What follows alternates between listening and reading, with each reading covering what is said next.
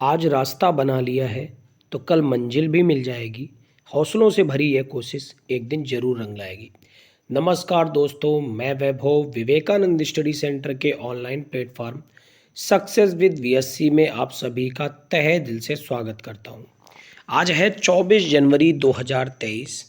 तो आज की क्या है इम्पोर्टेंट करंट अफेयर और आज स्टैटिक जीके में क्या है खास, ये विस्तार से जानेंगे एक एक पॉइंट को। लेकिन उससे पहले जितने भी लोग लाइव जुड़े हुए हो एक एक बार लाइक बटन पर प्रेस कर दो और अपने प्यारे प्यारे हार्ट देकर अपनी प्रेजेंटी दे दो। और जितने भी लोग पहली बार चैनल में जुड़ रहे हो वो एक बार सब्सक्राइब जरूर कर लो। मैं आपको बता दूं, जितने भी लोग पहली बार जुड़ रहे हो, इस करंट अफेयर क्लास का उद्देश्य ये होता है कि यहाँ पर हम डिटेल में एक एक न्यूज़ को जान रहे होते हैं जो आपकी आगामी परीक्षाओं के लिए बहुत ही ज़्यादा इम्पोर्टेंट है। और इसी न्यूज़ से रिलेटेड जो भी स्टैटिक जीके के क्वेश्चंस आ रहे होते हैं उनको भी हम डिस्कस करते हैं। तो शुरू से लेकर अंत तक बने रहिएगा, तभी आपको इस क्लास का महत्व समझ में आएगा। चलिए शुरू करते हैं आज की पहली इंपॉर्टेंट न्यूज़ के साथ। एक एक बार दोस्तों के साथ भी शेयर कर दें गाइस। चलिए शुरू करते हैं आज की पहली इंपॉर्टेंट न्यूज़ के साथ। पहली न्यूज़ स्क्रीन पर आ चुकी है। पहली न्यूज़ है डॉक्टर प्रभा अत्रे से। कोई नया नाम नहीं है, आप इनके नाम से भली भांति परिचित हैं। डॉक्टर प्रभा अत्रे को पंडित हरि प्रसाद चौरसिया पुरस्कार से सम्मानित किया गया है।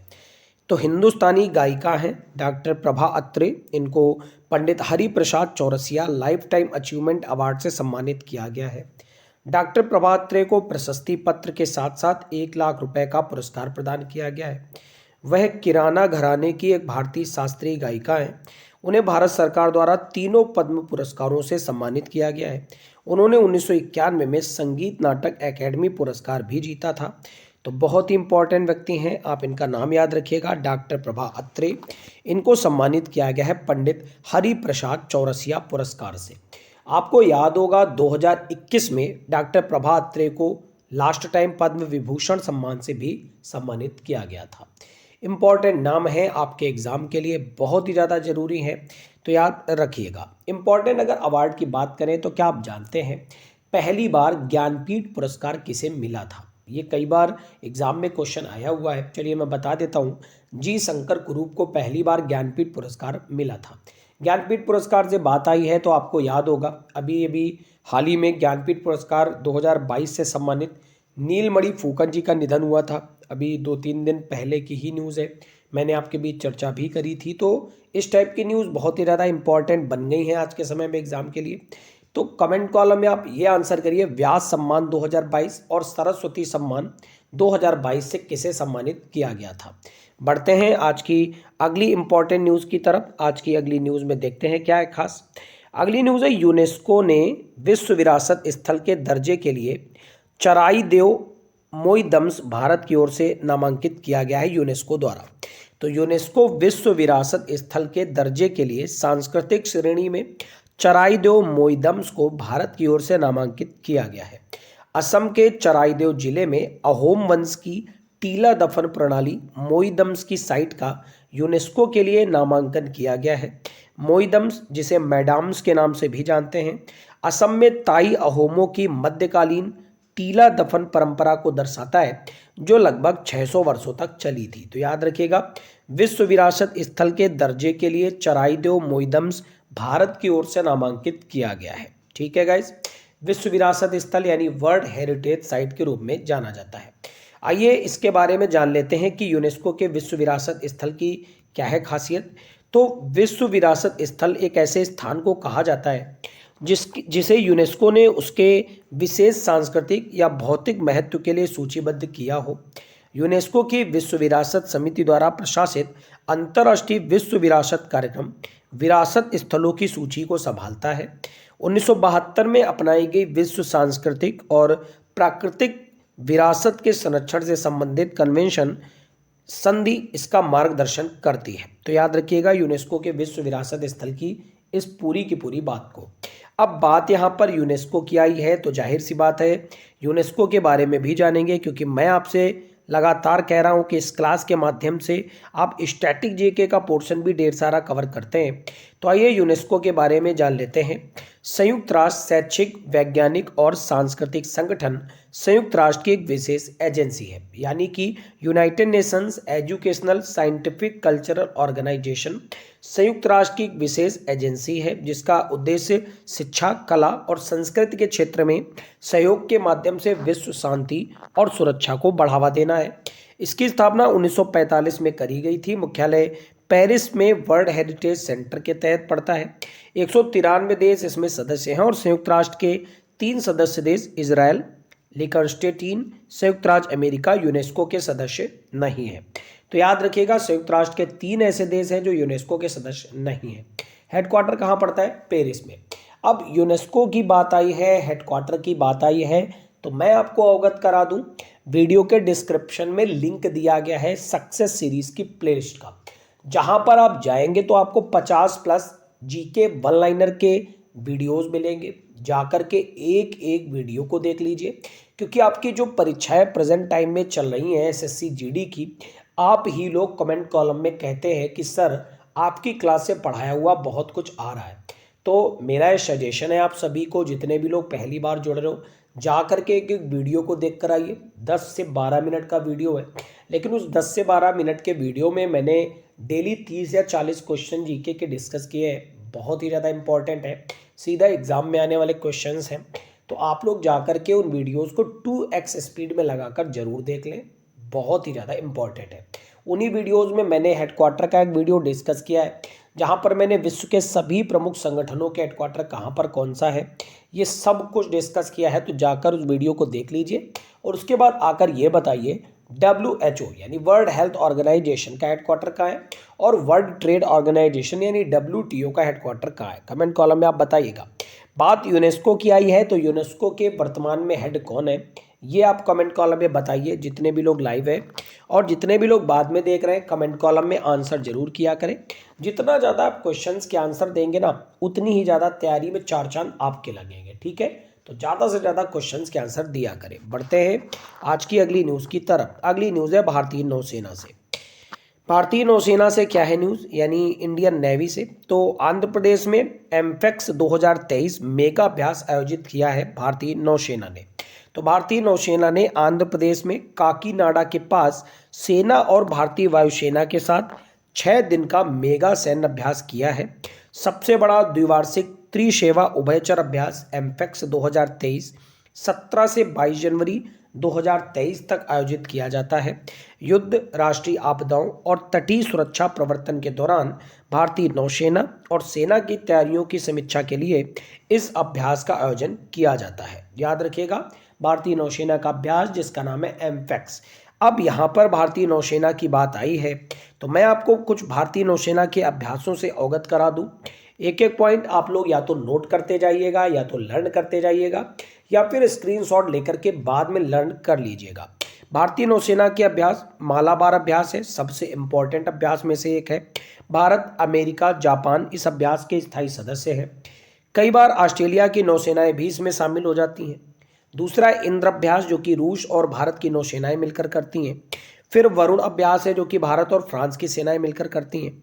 फिर है मिलान अभ्यास, 16 देशों की भागीदारी के साथ एक द्विवार्षिक बहुपक्षीय आयोजन किया जाता है मिलान अभ्यास में।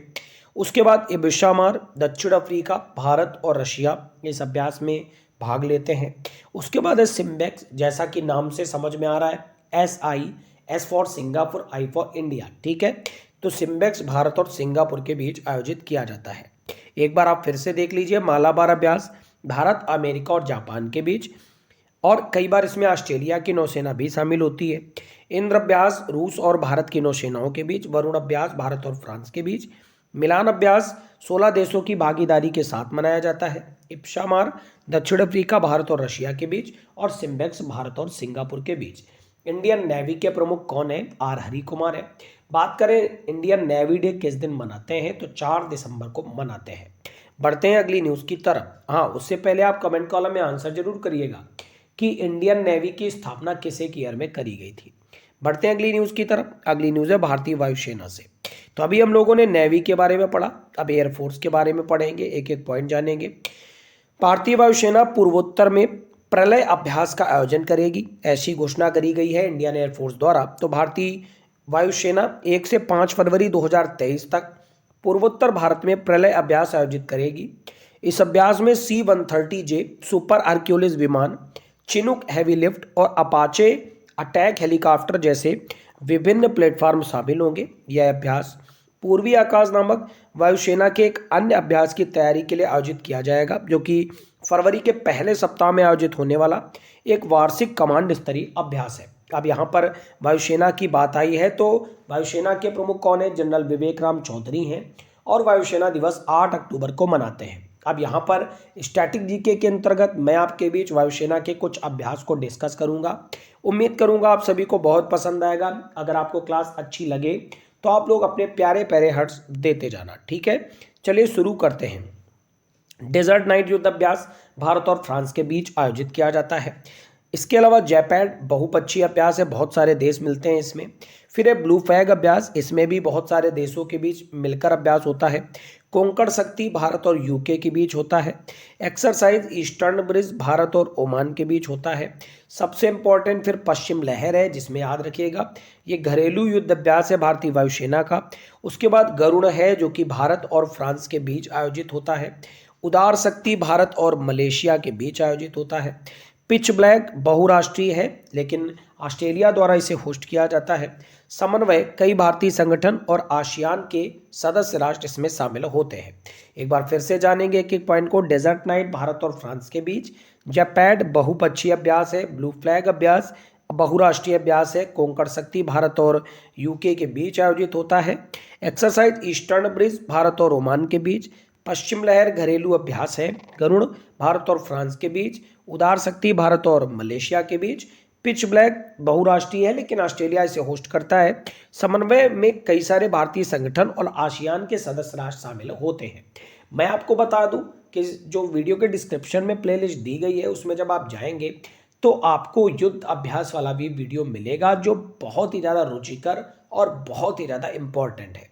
तो जाकर के उस पूरे वीडियो को आप देखिए। बढ़ते हैं अगली न्यूज़ की तरफ, लेकिन उससे पहले कुछ भारतीय वायुसेना के बारे में भी जान लेते हैं। तो जैसा कि मैंने अभी आपको बताया इंडियन एयरफोर्स के बारे में, इसकी स्थापना 1932 में द्वितीय विश्व युद्ध के दौरान जापान के खिलाफ युद्ध में यूनाइटेड किंगडम की रॉयल एयरफोर्स का समर्थन करने के लिए करी गई थी। भारत के राष्ट्रपति सशस्त्र बलों के सर्वोच्च कमांडर होते हैं। इंडियन एयरफोर्स दुनिया की चौथी सबसे बड़ी वायुसेना है। मुख्यालय नई दिल्ली में है और आदर्श वाक्य है touch the sky with glory. वायुसेना प्रमुख एक एयर चीफ मार्शल वायुसेना के परिचालन कमान को संभालते हैं, जो कि वर्तमान समय में विवेक राम चौधरी हैं। उम्मीद करता हूं न्यूज़ क्लियर हो गई होगी। बढ़ते हैं आज की अगली न्यूज़ की तरफ। अगली न्यूज़ है उड़ीसा राज्य से। उड़ीसा राज्य तो बहुत ही ज़्यादा चर्चा में रहता है, कई मामलों से चर्चा में है इस टाइम। आपको पता है उड़ीसा में इस समय FIH हॉकी वर्ल्ड कप भी हो रहा है। FIH हॉकी वर्ल्ड कप से खैर एक बहुत ही दुखद न्यूज़ है कि भारत स्पेन से भारत हार करके यहाँ पर FIH हॉकी वर्ल्ड कप से बाहर हो गया है। तो दुखद न्यूज़ है कि हमारे देश में ही FIH hockey world cup Orissa में चल रहा है और हमारा देश ही इसमें बाहर हो गया है। तो थोड़ी दुखद न्यूज़ है, लेकिन ये तो खेल है, इसमें तो हार जीत होती ही रहती है। कभी पलड़ा इधर जाता है तो कभी पलड़ा उधर जाता है। बाकी हॉकी तो हमारा राष्ट्रीय गेम है, ठीक है। चलिए तो कुछ उड़ीसा के बारे में जानते हैं। उड़ीसा का अस्का थाना देश का नंबर 1 थाना बन गया है। तो उड़ीसा के गंजम जिले के अस्का पुलिस थाने को नंबर 1 पुलिस थाने का पुरस्कार दिया गया है। यह पुरस्कार नई दिल्ली में 20 जनवरी को आयोजित DGSP और IGSP सम्मेलन के दौरान दिया गया है। वर्ष 2022 के लिए थानों की वार्षिक रैंकिंग में अस्का थाना को यह खिताब मिला है। उड़ीसा के गंजम में गंगापुर पुलिस स्टेशन को दूसरे सर्वश्रेष्ठ थाने के पुरस्कार के रूप में सम्मानित किया गया, जबकि उत्तराखंड के चंपावत के बनबसा स्टेशन को तीसरा स्थान मिला है। तो याद रखिएगा, पहला नंबर और दूसरा नंबर सिक्योर किया है उड़ीसा के थानों में, जिसमें उड़ीसा का अस्का थाना देश का नंबर 1 थाना बना है। नंबर 2 बना है गंगापुर पुलिस स्टेशन और उत्तराखंड का चंपावत बनबसा स्टेशन तीसरा स्थान पर रहा है। उड़ीसा की बात करें, यहाँ के गवर्नर गणेशी लाल हैं और नवीन पटनायक की यहाँ पर सरकार है। बात करें उत्तराखंड की, तो यहाँ पर कौन है मुख्यमंत्री, आप कमेंट कॉलम में आंसर करिए, क्योंकि अभी कुछ दिन पहले ही इनका निर्वाचन हुआ था। नए वहां के मुख्यमंत्री बने थे? तो बताइए कमेंट कॉलम में। हम बढ़ते हैं अगली न्यूज की तरफ। अगली न्यूज है, बाजरा पर अंतर्राष्ट्रीय व्यापार मेले का बेंगलुरु में आयोजन किया गया है। तो बाजरा और जैविक उत्पादों का चौथा अंतर्राष्ट्रीय व्यापार मेला 20 जनवरी को बेंगलुरु में शुरू हुआ है। इस 3 दिवसीय मेले का आयोजन कृषि विभाग और कर्नाटक सरकार द्वारा किया गया है। यह कृषि और इससे संबंधित क्षेत्रों में अवसरों का पता लगाने के लिए किसानों और अन्य हितधारकों के लिए एक मंच है।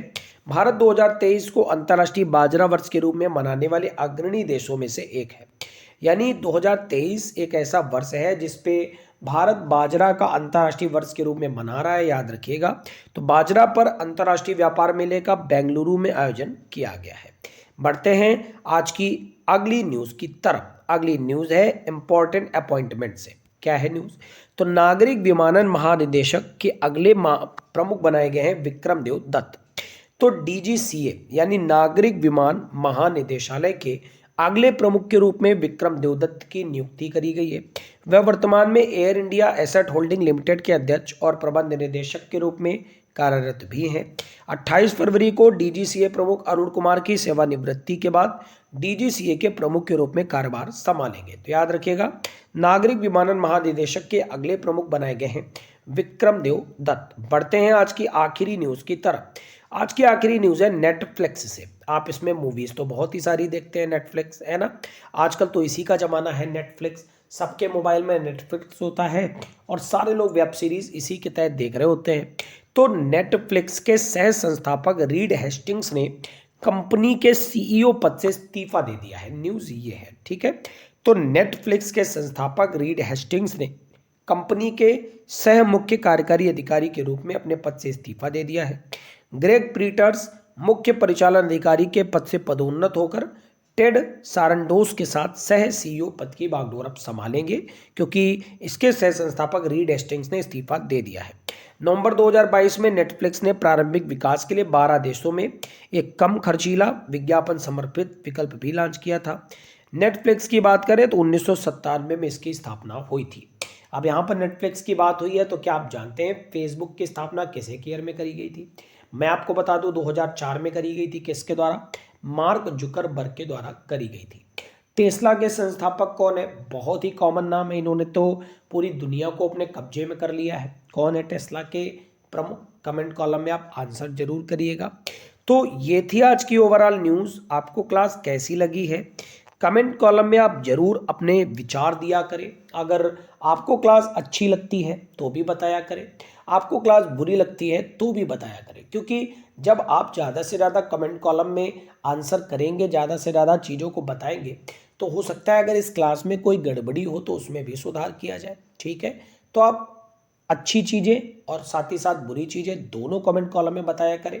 और हाँ, सारे लोग क्वेश्चंस के आंसर तो जरूर दिया करें जो भी क्वेश्चन मैं क्लास के बीच में पूछता हूँ, क्योंकि ज़्यादा से ज़्यादा क्वेश्चन के आंसर देंगे ना तो चीज़ें आपकी ही ज़्यादा से ज़्यादा रेडी होगी। उम्मीद करता हूँ क्लास पसंद आई होगी। अगर आपको क्लास पसंद आई है तो अपने प्यारे प्यारे हार्ट देना, और हाँ, दोस्तों के साथ शेयर जरूर करना। पहली बार जुड़े हो तो सब्सक्राइब बटन पर प्रेस करना ना भूलना। आपका दिन मंगल में हो। Thank you everyone, God bless you all.